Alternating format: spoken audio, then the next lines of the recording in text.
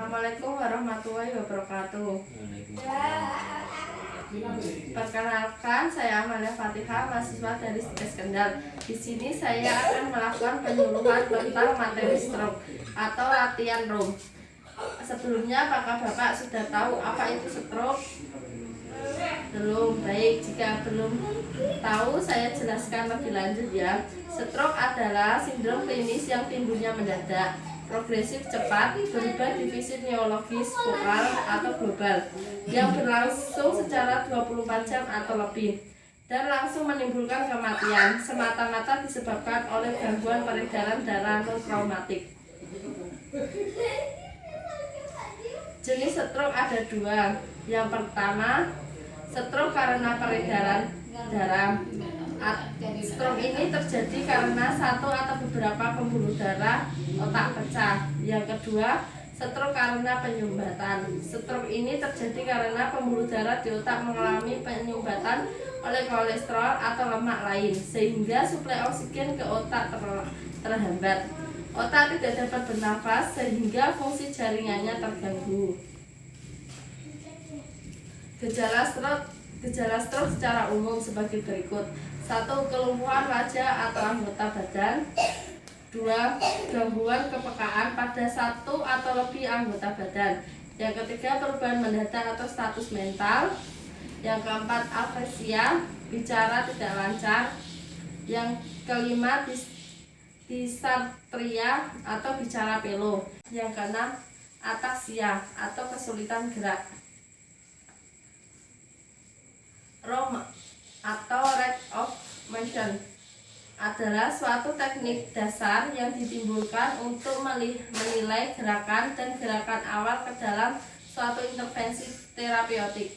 Latihan ROM adalah latihan yang dilakukan untuk mempertahankan atau memperbaiki tingkat kesempurnaan kemampuan menggerakkan sendi secara normal dan lengkap untuk meningkatkan massa otot dan tonus otot.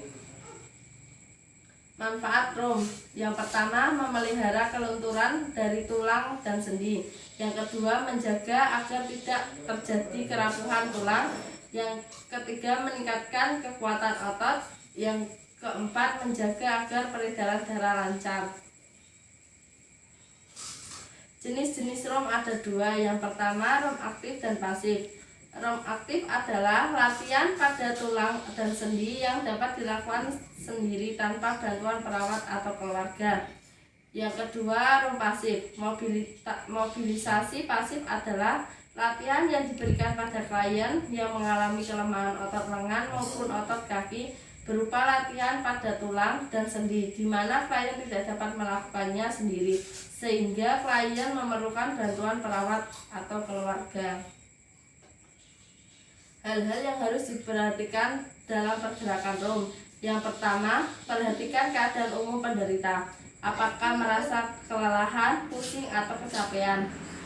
Yang kedua, pastikan pakaian dalam keadaan longgar. Yang ketiga, jangan lakukan pada penderita patah tulang. Yang keempat, lakukan latihan fisik secara segera setelah penderita makan. Yang kelima, gunakan gerakan badan yang benar untuk menghindari ketegangan atau luka pada penderita. Yang keenam, gunakan kekuatan dengan pegangan yang nyaman ketika melakukan latihan. Yang ketujuh, gerakan bagian tubuh dengan lancar dan pelan dan berirama. Yang kedelapan, hindari gerakan yang terlalu sulit. Yang kesembilan, jika kejang pada saat latihan untuk dihentikan. Jika terjadi kekakuan, tekan pada daerah yang kaku. Teruskan latihan dengan perlahan. Prosedur ROM. 1. Latihan ROM aktif. Anggota gerak atas dan bawah. Latihan 1. Angkat tangan yang kontraktur menggunakan tangan yang sehat. 2. Letakkan kedua tangan di atas kepala. Yang ketiga, kembalikan tangan ke posisi semula. Latihan yang kedua, tekuk siku yang kontraktur menggunakan tangan yang sehat. Luruskan siku kedua, kemudian angkat ke atas. Yang ketiga, letakkan kembali tangan yang kontraktur di tempat tidur. Yang latihan ketiga, pegang pergelangan tangan yang kontraktur menggunakan tangan yang sehat dan angkat ke atas dada.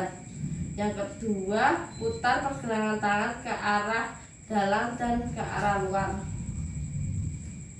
Yang keempat, tekuk jari yang kontraktur dengan tangan yang sehat kemudian luruskan.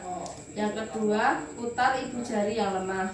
Latihan yang kelima, 1. Angkat kedua kaki ke atas sekitar 30 cm, kemudian turunkan perlahan-lahan. Latihan yang keenam, anjurkan pasien untuk menekuk lututnya. Yang ketujuh, anjurkan pasien untuk memutar pergelangan kakinya. Terima kasih. Apakah materi yang saya sampaikan sudah paham? Paham. Apakah ada yang ingin ditanyakan, Bapak? Ya. Tidak ada. Baik, jika tidak ada yang ingin ditanyakan, saya ingin bertanya kepada Bapak. Untuk manfaat rum itu apa saja ya?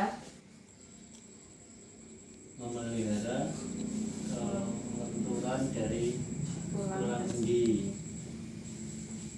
Yang kedua, menjaga agar tidak terjadi kerapuhan tulang. yang ketiga, Meningkatkan kekuatan otot.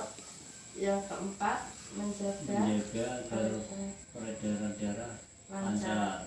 Baik, untuk manfaat rum sendiri itu ada 4. Yang pertama, memelihara kelenturan dari tulang dan sendi. Yang kedua, menjaga agar tidak terjadi kerapuhan tulang. Yang ketiga, meningkatkan kekuatan otot.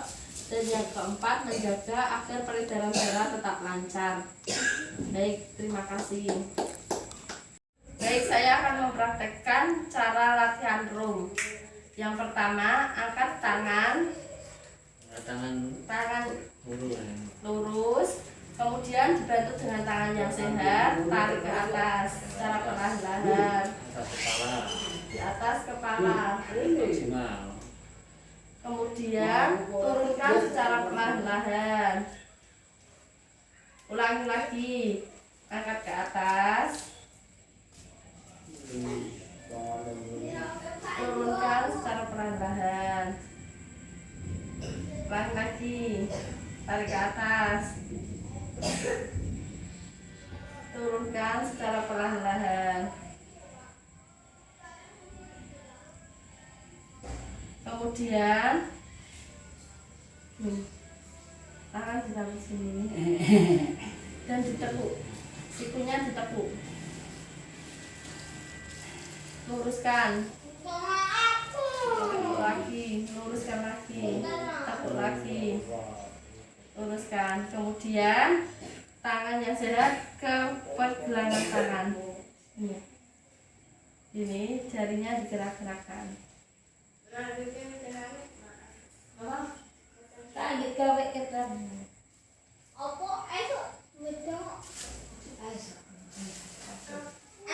Kemudian diputar sini, bisa enggak? Diputar dari dalam keluar.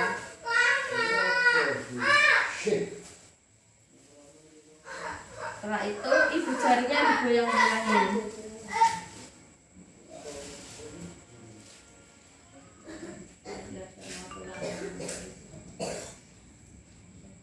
Baik, kemungkinan seperti itu ya Pak untuk latihan rumnya. Nanti bisa Bapak ajarkan di rumah. Ya. Kemudian saya akan membagikan leaflet. Nanti bisa dibaca-baca di rumah.